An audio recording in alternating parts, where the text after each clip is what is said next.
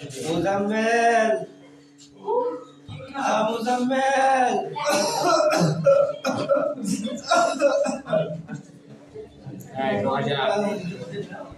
শরীরের অবস্থা তেমন একটা ভালো না। আমার স্ত্রীর শরীরটাও তেমন ভালো না। অশিক্ষিত মানুষ তো, তবে আমার একটা পোলা আছে, নাম সাইদ। ও ঢাকায় বড় স্কুলে পড়ে।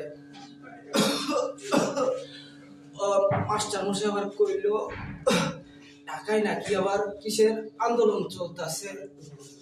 তাই মনটার ভিতরে অনেক অসহ্য লাগে। ছেলেটা অত দূরে পড়াশোনা করে, শরীরটা বেশি ভালো না। আমার কইছে আমি চাকরি পাই না, তোমারে বড় হাসপাতালে চিকিৎসা করানো, বাজান আমার মারে চিকিৎসা করানো, বাজান আমার বোনটারে বিয়া দিব।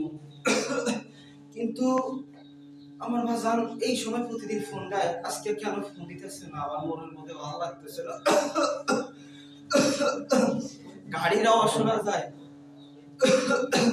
গাড়িরাও শোনা যায়। ও বুঝছি, মুরব্বীরা আগেকালে মুরব্বীরা কইতো লেখাপড়া করে যে গাড়ি ঘোড়ায় জ্বর এসে